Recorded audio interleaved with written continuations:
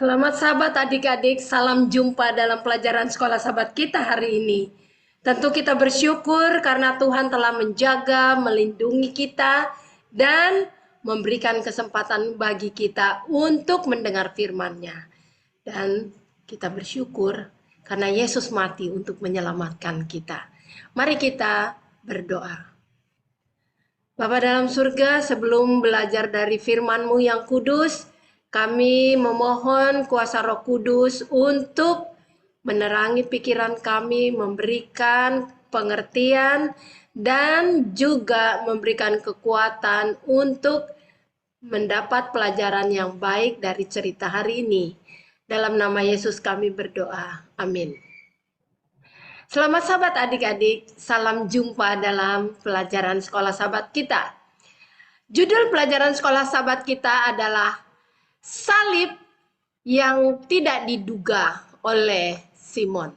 Salib yang tidak diduga oleh Simon dengan ayat hafalannya terdapat dalam Galatia 6 ayat 2. Galatia 6 ayat 2 bunyinya begini. Bertolong-tolonganlah menanggung bebanmu. Demikianlah kamu memenuhi hukum Kristus. Jadi Yesus mau kita agar kita saling tolong menolong. Nah, setelah Yesus ditangkap, dia diadili di hadapan Pilatus. Tetapi sementara dia diadili, tidak ada kesalahan yang didapati oleh Pilatus. Sehingga dia menjadi bingung. Tidak ada kesalahan yang saya dapati. Tetapi orang Yahudi berteriak, salibkan dia, salibkan dia, salibkan dia. Pilatus memberikan pilihan. Sebab itu sebagai suatu adat atau kebiasaan. Untuk melepaskan seorang pada acara-acara tertentu. Melepaskan pidana ya yang mereka yang dipenjara untuk dibebaskan. Dia bilang, siapa yang akan kubebaskan? Barabas atau Yesus? Kalian tahu siapa yang mereka pilih? Mereka pilih seorang penjahat ulung yaitu Barabas. Dan seakan-akan tidak bersalah, Barabas keluar dari tahanan. Dia sendiri mungkin merasa pasti orang-orang itu salah pilih. Tetapi karena kebencian kepada Yesus, akhirnya Yesus ditangkap dan diadili. Pilatus memberikan kesempatan untuk melepaskan Yesus. Tapi orang Yahudi tidak mau. Terpaksa Pilatus akhirnya menyediakan sebuah bokor dan mencuci tangannya. Suatu lambang bahwa dia tidak mendapati kesalahan. Kalianlah yang bertanggung jawab. Karena kami atau saya tidak dapat melihat kesalahan di dalam diri Yesus. Sebuah surat dari istrinya memang ditulis. Jangan apa-apakan orang itu. Sebab tadi malam aku bermimpi karena dia. Jadi akhirnya Pilatus tidak dapat berbuat apa-apa. Dia tidak dapat menyatakan kesalahannya, tapi juga tidak dapat membebaskan Yesus. Karena teriakan-teriakan dari bangsa itu untuk menyalibkan Yesus. Yesus sudah sangat letih. Bayangkan sudah lebih dari 12 jam dia tidak makan atau tidak minum. Lalu dipukuli dengan kasar dengan cambuk yang diikatkan beling dan logam-logam. Setelah dicambukkan, ditarik.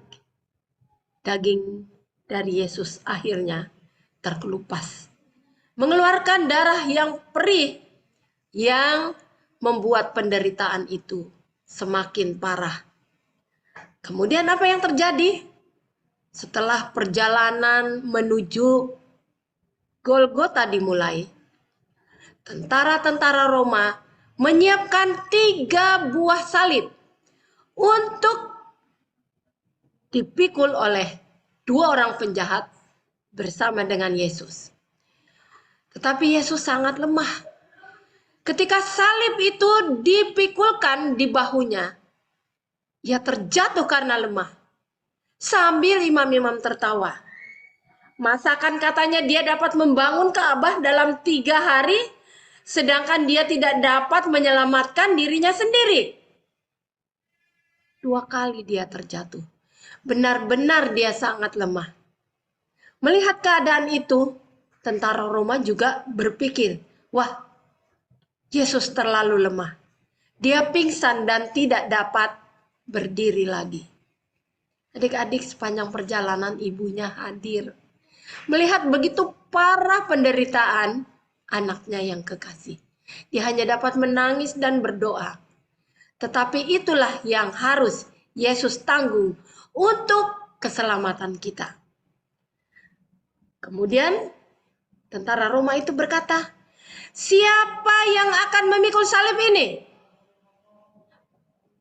Orang-orang merasa tidak mau karena memikul salib adalah kutuk yang terbesar. Dalam Ulangan pasal 31 ayat 23. Orang yang digantung terkutuk. Orang yang digantung mati tergantung adalah terkutuk. Tetapi tentara Roma menangkap Simon. Pikul salib ini katanya. Dia dari daerah Kireni. Anak-anaknya Alexander dan Rufus sudah menerima Yesus sebelumnya. Dan inilah kali yang pertama Simon melihat Yesus. Dengan senang hati adik-adik, dia memikul salib itu.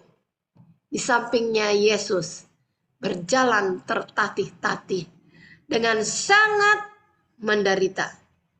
Kemudian tibalah mereka di Bukit Golgota. Nah, adik-adik, sampai di sana Yesus disalibkan dengan kasar.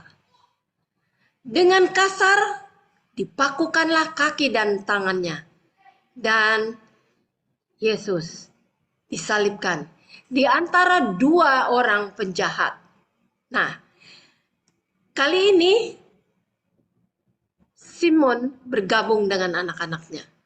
Menjadi orang yang percaya kepada Yesus. Simon tadinya tidak pernah mendengar tentang Yesus.